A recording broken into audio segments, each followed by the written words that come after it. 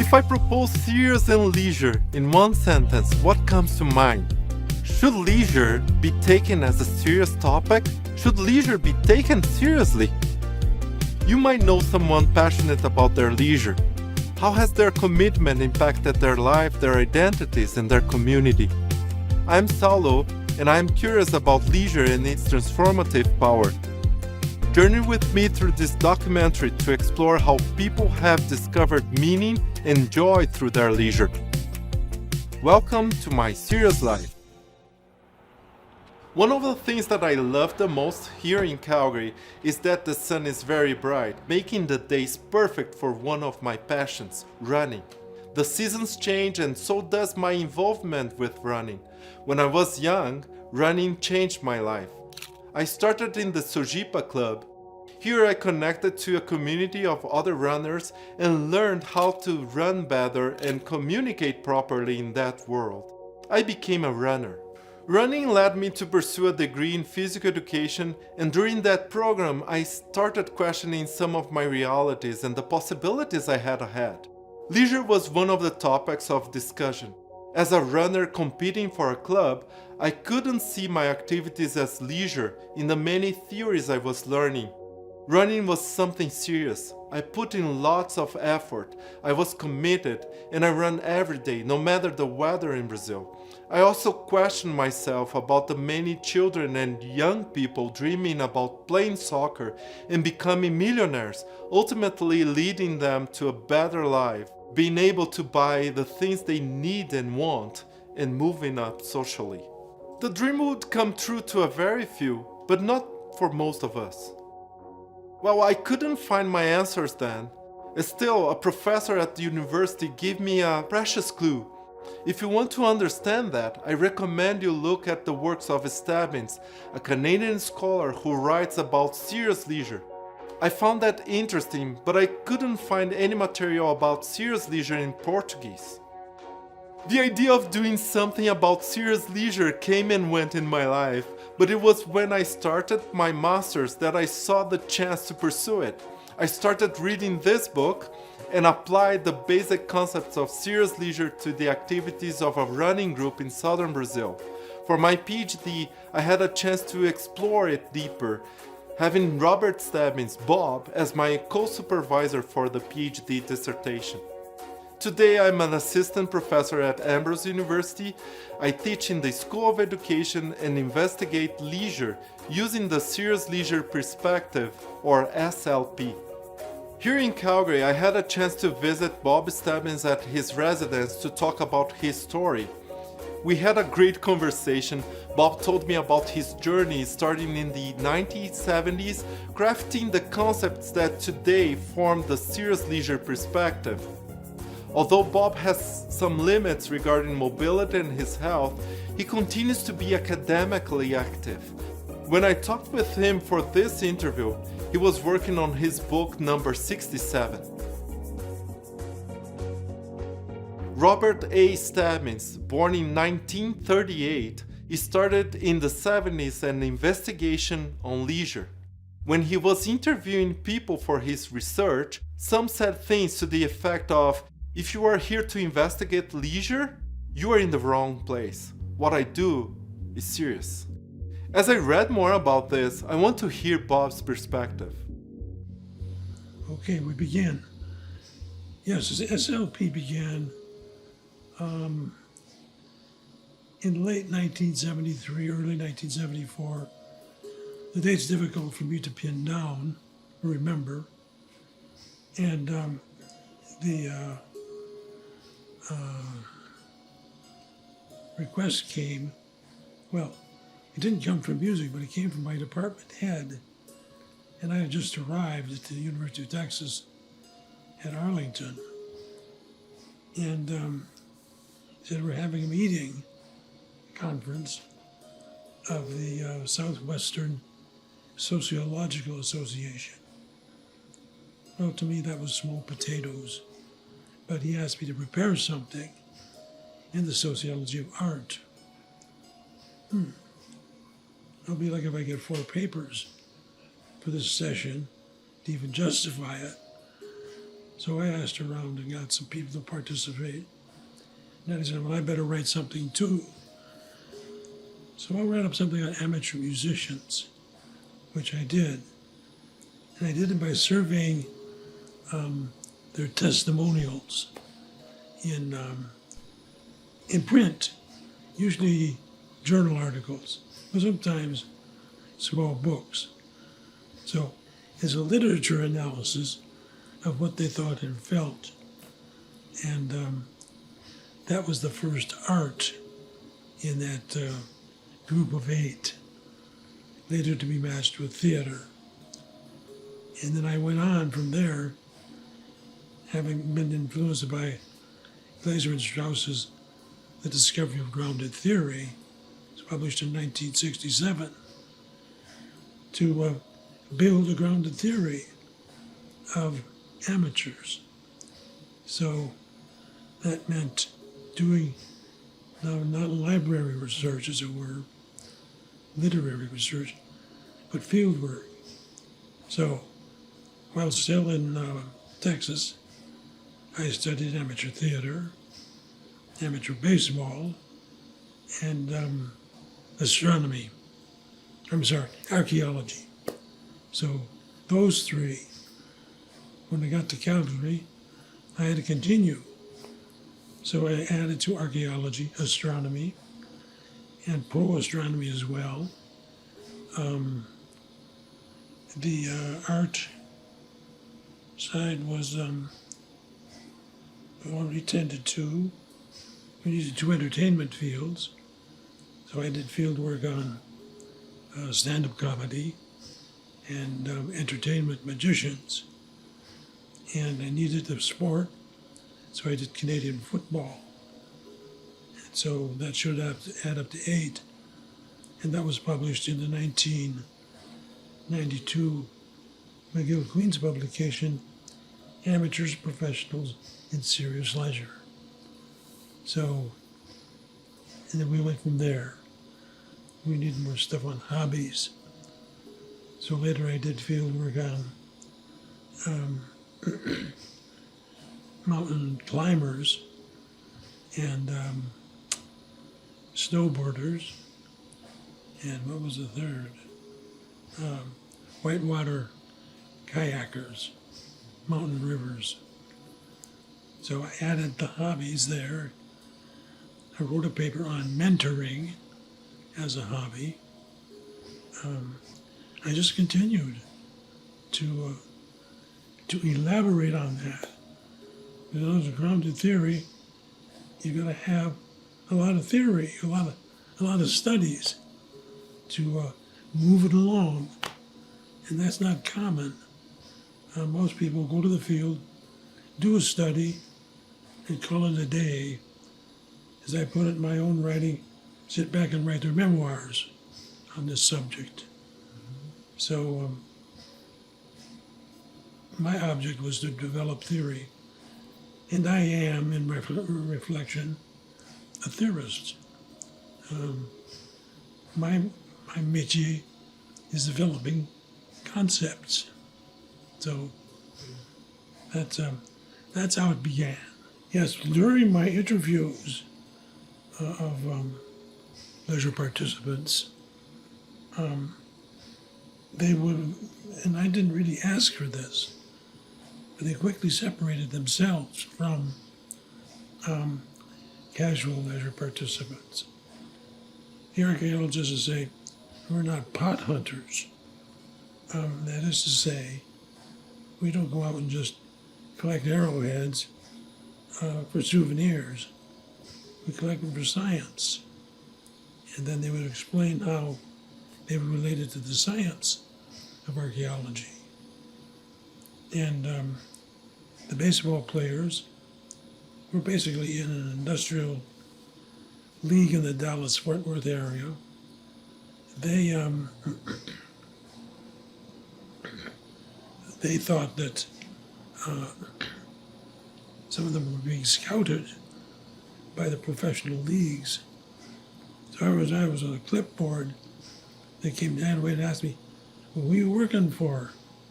And I explained I was doing research.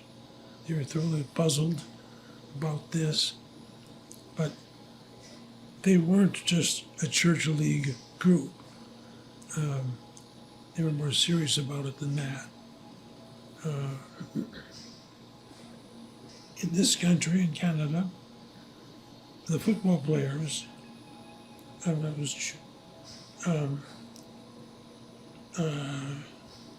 looked at university football, and the amateur leagues, they were all hoping to be scouted by the pros, or if nothing else, by the university, where then they could go farther. But, and the pros were Canadian football league, not the American stuff. So they saw themselves as going someplace. They had a sense of potential career in the sport or the art. The theater people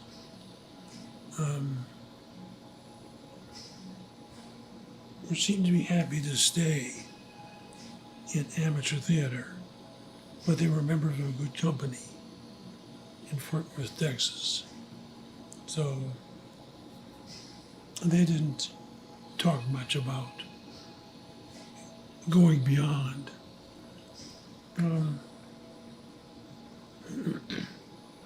The comics, they were all trying to make a living at it. But as amateurs, it wasn't much of a living. But if they could get recognized by a booking agency, maybe they could go somewhere. So, and that was a question of getting to a point where you headlined a night's comedy show. That meant that there was now sufficient visibility in the public of this comic. So that's a difference. A sense of career and aspiration to go somewhere, not just to do it for fun. And there would be differences. The stand-up comic has his jokes, but they're not street jokes. They're, hey, did you hear the one about? No, none of that. That's too casual, as you wish. Rather, they would make up scenarios that were funny and present them as theater. So, and would be very conscious of a lot of the good principles of acting. So, voice projection, eye contact, facial expression, things that make a difference in staged theatrics. So, whereas a street joke, well, I didn't really know the difference until I heard good amateur actors present a joke. Now they act it out. They don't just talk about it. They give it a theatrical quality, and that's different. My interest in science is philosophical. I do concepts. So serious leisure breaks down into something. That is to say, it breaks down into art, science, sport, and entertainment. But it breaks down into amateurs, hobbyists, and career volunteers. And by career, I mean people who volunteer routinely with some skill and knowledge for some charitable cause.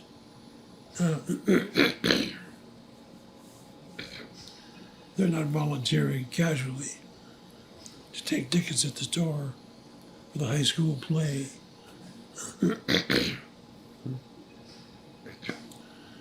To usher at a symphony concert, that kind of thing. Doesn't take a lot of skill, and it may be enjoyable. It will be. You otherwise wouldn't do it. Don't have to. But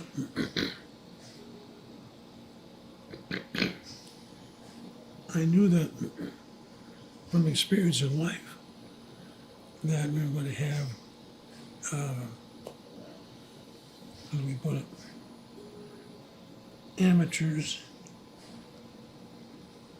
in art, in sport, in entertainment, and science. And so I had proved that in the 1992 book. Or I proved it, but set it out as the framework for serious leisure. And project-based leisure is in there, but sometimes the projects are not that serious. But they can be serious. In any case, they're not hobbies. People go to do a project, such as, I've always wanted to climb Mount Fuji outside Tokyo. They buy a plane ticket, get themselves hooked up with a tour guide, climb the mountain, come back, it's done. I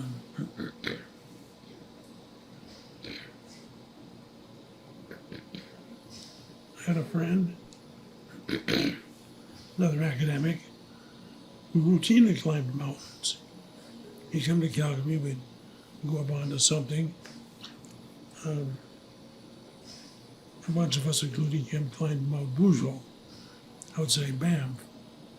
It's a walk up, but it's a long walk up. It's something like,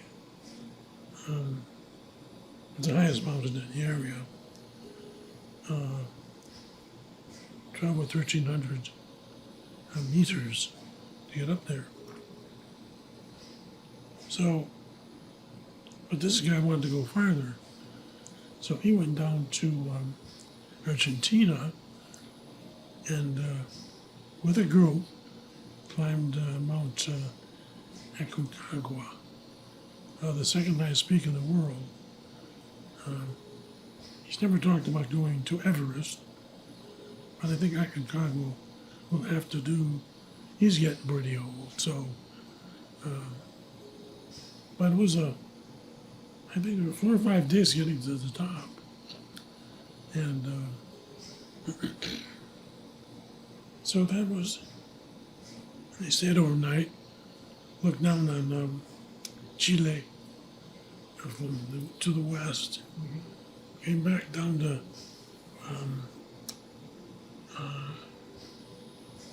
what's the name of the town? Medoc, I think, in Argentina, the western end, where the wine comes from. I can't think of it. That's where they left from. So he had to go to Buenos Aires and then fly to this place.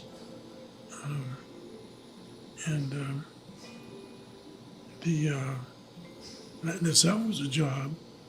It cost a good bit of money. You're pretty well wrung out by the time you get there from that long a travel.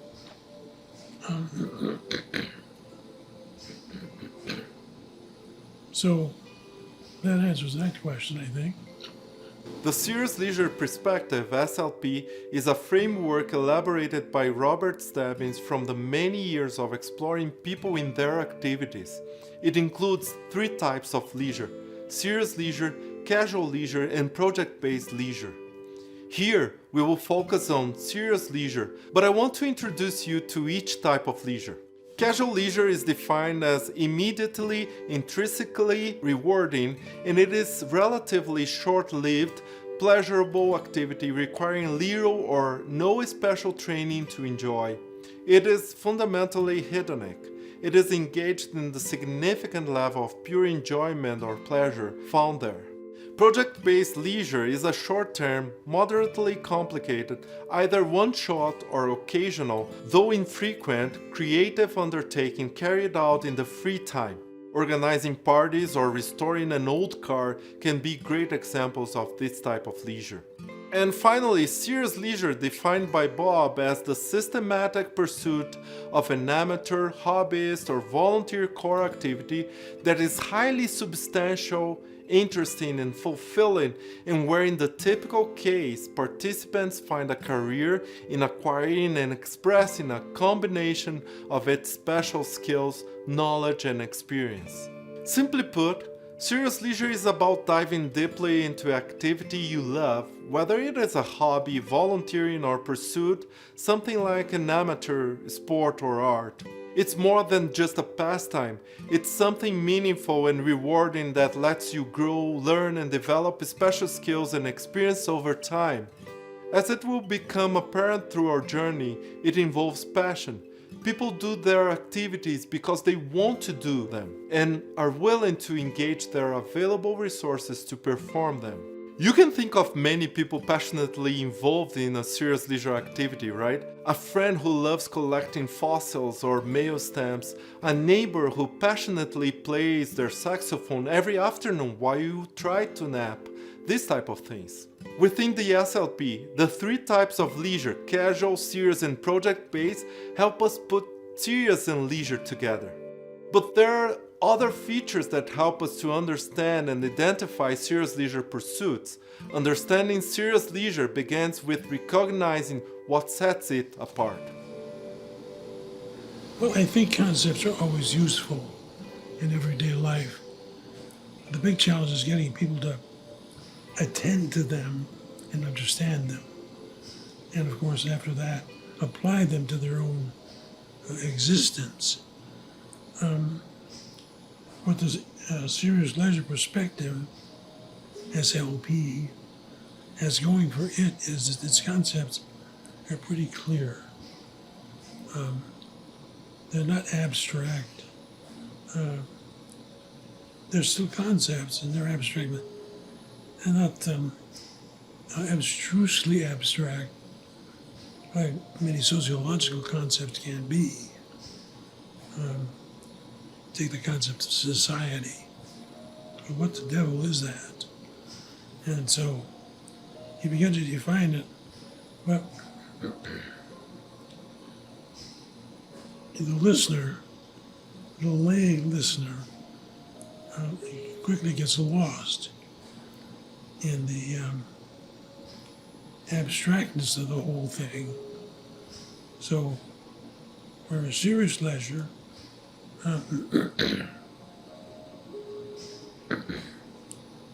is more easily defined as this is leisure about which people put a lot of effort into acquiring knowledge and skill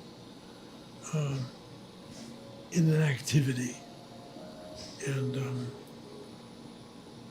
people can identify with that because there soon follows examples of baseball and football and theater and comedy and so on. The hobby part is where the public would be most likely to feel at home with the SLP, because they can identify with the hobby of woodworking, of knitting, of quilting, of mountain climbing or scrambling. Hobbies don't have professional counterparts. That's a main distinction. So, not meaningful professional counterparts. You may make a bit of money, but it's not a livelihood. It might not even reasonably supplement a livelihood. Whereas an amateur has a pro counterpart. For many professions were once amateur activities. So, take astronomy. Started out in people's backyards, probably the 17th century, but there was no professional counterpart. The big telescopes hadn't yet been invented. Stand-up comedy is a good example. There's always been people that would be good at telling and giving humorous accounts. And Mark Twain, I argue, was the start of all this in the United States. Mid-19th century, he would do after-dinner talks, and they'd be funny. So, and later others came along. And developed.